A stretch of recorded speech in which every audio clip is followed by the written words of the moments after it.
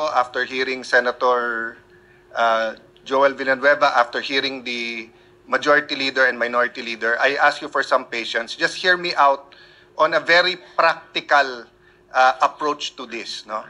You know, every time I'm confused or di ko malaman yung sagot, I go to Jeremiah 29:11 that states, "For I know the plans I have for you, plans to prosper you and not to harm you, plans to give you a hope and a future." But I'm reminded that kung ang Diyos may plano sa atin, ang demonyo may plano din sa atin. So, one way or the other, we have to make a decision today, and it has to be the right decision. So, ito yung very practical approach ko po. We can do three things. We can dismiss it today, we can remand it to the House of Representatives, or pwede natin ituloy bukas. If we dismiss it today, based on the ground that it is violated the Constitution at more than once na po ito na-file in 1 year, we don't have enough time today to debate that. As the Minority Leader said, yes, we can take judicial notice of the dates, pero I wanna see the documents. Kailan ba talaga nag-file, sino, final, etc. So aabot tayo bukas and even tomorrow with 23 opinions dito.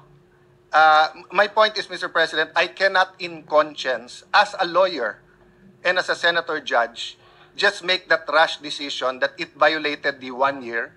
I mean, ngayon ko lang nalaman na pwede yan, or if we were thinking about it the last few days, pero ang Supreme Court nakailang araw na, nakailang linggo na, eh hindi rin nagdedesisyon pa. So, mabigat tong puntong ito. That's my appeal to Senator Bato, na mabigat desisyonan ng dismissed based on it has not been filed, that we violated the Constitution na mahigit isang beses tong final. Yes, may mga Supreme Court decision. That's why I'm ready to consider it. Kung wala kasing Supreme Court decisions, walang mag-guide sa atin eh. Kung unang beses to na hinaharap natin ng impeachment at 4 ang final, whatever we decide, pupunta sa Supreme Court eh. Pero ilang beses na to pumunta sa Supreme Court eh. So meron ding guide, but do we have enough time right now? Second po, handa ba ang prosecution? Ang makakasagot lang po nun, not even the re-elected prosecutors. Remember po, magkakaroon pa ho ng session sa umaga ng SONA sa July. At mag-e-elect pa ng speaker. And based on that, i-confirm pa nila kung itutuloy nila to o hindi. Of course, by all indications now, itutuloy. But why will I assume that?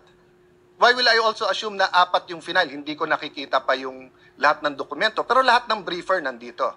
Kung talagang kailangan mag-decide today, they give us a few minutes, we'll take judicial notice or ask our very able secretariat. No? The third is that hindi daw pwedeng tumulay sa 20th Congress.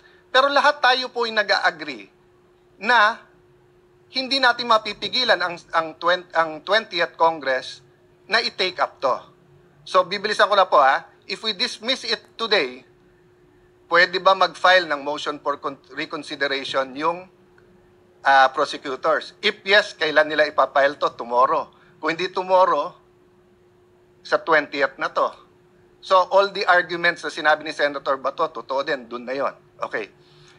If ituloy naman natin tomorrow, babasahin yung articles, bibigyan ng 10 araw, mag-issue ng summons, bibigyan ng 10 araw na sumagot ang akusado or yung the Vice President who's been impeached, and then pwede yung prosecutors 5 days, aabot na tayo ng June 30 nun, hindi pa nagko-convene ang 20th Congress until the day nung SONA.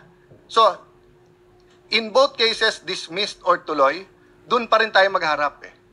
Ano po ang benefit ng pag-remand? Again, excuse me everyone sa legal, moral, because I only had a few minutes to think about this. Kung sana si Senator Bongo ang nagpa-amend, I was willing to listen. Pero hindi daw yun amendment at hindi tinanggap ni Senator Bato. So ako nag-move ngayon na i-consider ni Senator Bato, i-amend yung motion niya from dismissal to remanding. No, I cannot move myself na i-remand because may pending motion now. But I can ask him to amend his motion. And why will remanding be in the interest of justice and consistent with our oath of political neutrality? Kasi ang mangyayari nito, hindi pa binabasa yung articles of impeachment bukas, babalik to sa House of Representatives. Hihingin natin ngayon na isa-certify nila na hindi nila violate yung one impeachment per year. Number two, by the time they answer sa 20th Congress, prosecutors na ng 20th Congress ang mag-affirm na interesado kami na itutuloy namin to. And by that time, the 12 senators po who have joined the 20th Congress will have the wherewithal and the say-so how to proceed.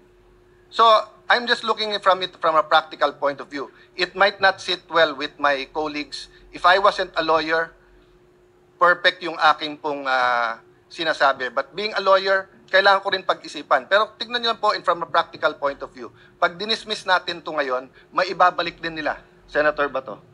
I-file din nila. Pagka naman hindi natin dinismiss, doon din ang mangyayari. Pag niremand natin, may mangyayari. May malalim na pag-iisip ng mangyayari dito. That's why I'm asking Senator Bato if he will, again, consider amending his motion. Mr. President, because in the course of the manifestation of Senator Alan Cayetano, he mentioned that the minority leader is somehow encouraging judicial notice. Can I state my position? No, Actually, Senator, I was agreeing with you that we cannot decide. We cannot take judicial notice I said, yes. of all those facts being alleged. We cannot. That is my I think position. Senator Judge Cayetano agreed with you. Yes, I Senator said, Judge Pimentel. even myself, I am not in favor of taking judicial notice kahit may magsabing pwede. I'm sorry, Minority Leader, if it made it appear that I'm speaking for you. I'm agreeing with you na mahirap mag-decision ngayon on dismissal based on the grounds na binigay sa atin nila Senator Bato and Senator Bongo and our other colleagues. To clarify, before I recognize Senator Bato,